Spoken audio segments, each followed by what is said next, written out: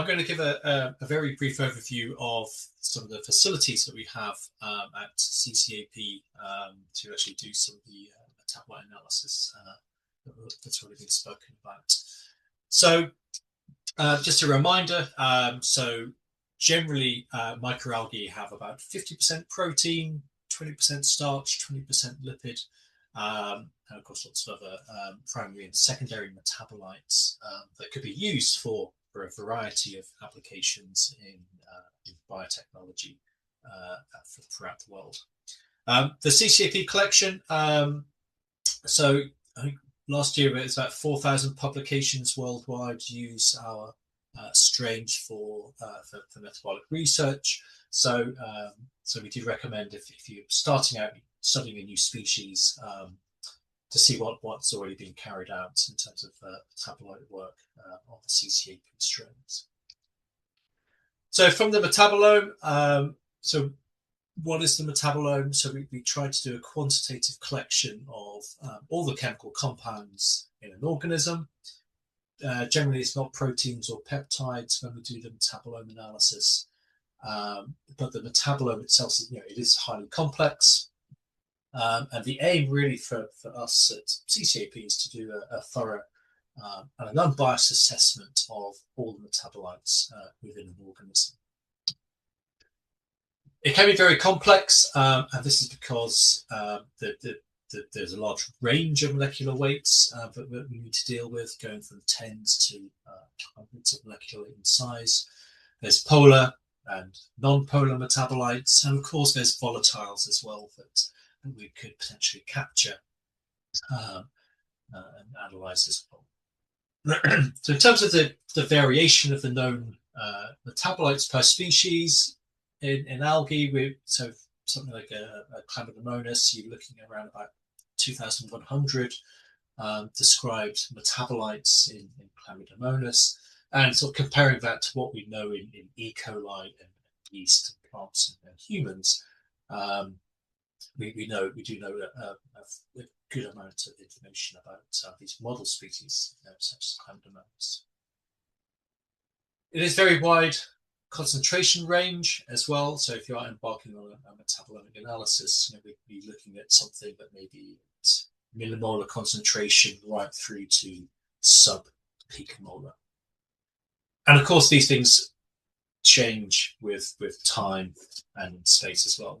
Some of these metabolites are in constant flux, so your experimental design needs to be sort of spot on if you want the answer that you need to find out. So how do we measure all these metabolites at CCAP? So there's two main approaches that we do. One is what we call metabolite profiling, and the other is metabolite fingerprinting. So the fingerprinting approach is where you get a snapshot, just a semi-quantitative snapshot of what's in those cells or the growth media. So it's not particularly looking at confirmed identification, but we get a good idea about what's there. The other technique is where we do the separation chemistry. So we do this a bit more quantitative, and we can actually identify and quantify those metabolites in the system.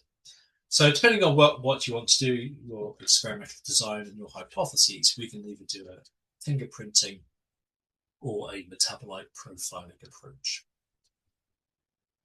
So the equipment we have at SAMS and CCAP, so we have standard GCMS. This is what we use for lipids, metabolite profiling, the MSTFA metabolomics approach. We have these solvent evaporators, so we can put nitrogen gas, so we can dry things down in an oxygen-free environment. For the pigments, we have HPLC PDA, and we have the high-performance anion exchange for carbohydrates, organic acids, and iodine. We also offer other services such as total carbon, nitrogen, isotope analysis, and a full suite of elemental analysis as well. And I'll also talk about the FTIR system as well. So this is where you can see the diamond on there where you put our samples for the FTIR scan. So we have a really good range of metabolites. So for the FTIR, Alice will talk about this next, but essentially this is a class analysis looking at different molecules absorb different frequencies of infrared radiation. So again, it's not it's sort of a semi-quantitative approach and sort of a relative assessment from one sample to another. But it's a very quick scan, and you get a lot of useful information from this about the general metabolites in the system. Probably the workhorse analysis that we want to get most requests to do is the fatty acid content of the cells.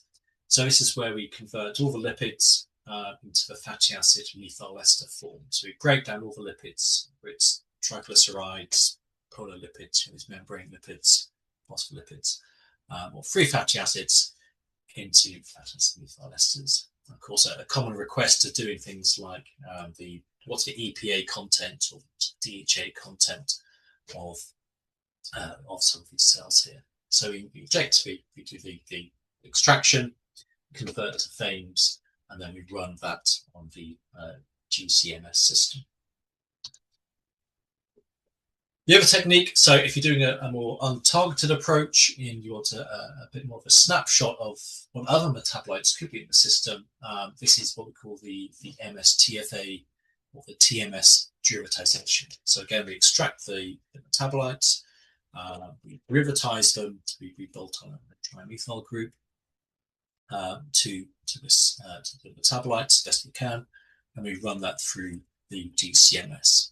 So you get a lot more peaks, but you increase the number of unknown peaks, unknown identified peaks in the system. That's where, in terms of the new products and the new biochemicals for different species and strains, becomes quite exciting, because we might be finding novel metabolites that haven't been described in those species before. The HPLC system, this is what it looks like. So we don't have LCMS, but we do have the HPLC PDA. And most of the time, this is used for the pigment analysis. We use C8, C18 column. So again, we extract the pigments, either in the chloroform or DMF. We could do a basic spectrum analysis, and then we drive that down and run the pigments through the LC system. So generally what this looks like, so a common one here, if we look at green cells versus red cells in Hematococcus, so each peak here on the chromatogram is a compound that absorbs at a certain wavelength, and we can see the difference between, say, the green cells and the red cells in terms of the pigment composition. Then we can do the 3D analysis on the figure on the bottom to see, what are those pigments? Are they ones we have standards for? Are they novel pigments? Then we can do further investigation reporting on that.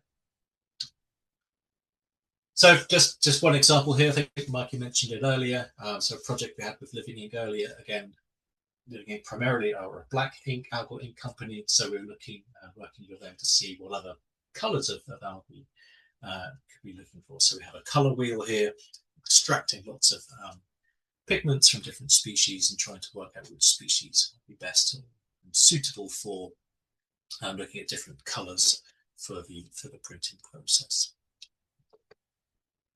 The other thing we do is staining. So it's not just about separation chemistry, it's visualizing, where are the metabolites of interest located within the cell, are they actually there as well. So for example, here we have a huge microscope suite.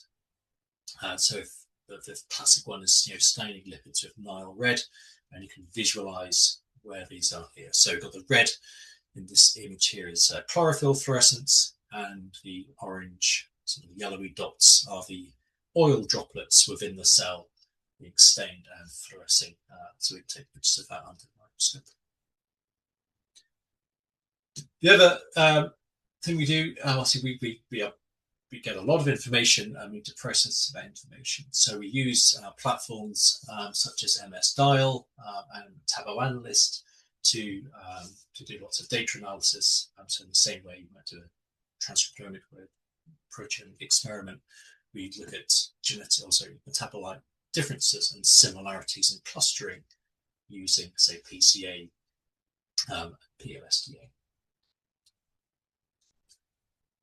So if you do send the samples, or with the samples we do in our own experiments, again, we think about which solvents are the best for the thing you want to extract. So again, like dissolves like. We can use SPE columns as well if you want to do a detailed separation, but we try to use the correct solvent for the metabolite that you want to analyze. But most of the time, we do a biophasic extraction. We have methanol, chloroform, and water. So the chloroform can be used for one process analysis, and the aqueous methanol phase is for another. So sort of finally, so the common sample pipeline here, we would have a range of sort of liquid algal cultures in 15 or 20 mil. We then pellet that down to a pellet. You can store that at -80. We can dry the pellet as well. We can do an FTIR on the dry mass. And then with that biophasic solvent extraction to the methanol water phase, we run the carbohydrate, amino acid, organic acid system on the GCMS. And on the chloroform phase, again, we can do crude lipids, feigned lipids, and pigments there as well. I mean, depending on how you or with an experiment, we can express those metabolites on a per cell basis, and OD per mil, dry weight, and so on. So we can express it in various different ways. And then there's data processing, the bioinformatics, and the reporting. So we have this quite a good pipeline for this analysis. So if you are interested, that's a picture I took the other day. Do contact us at CCAP. Okay, thank you.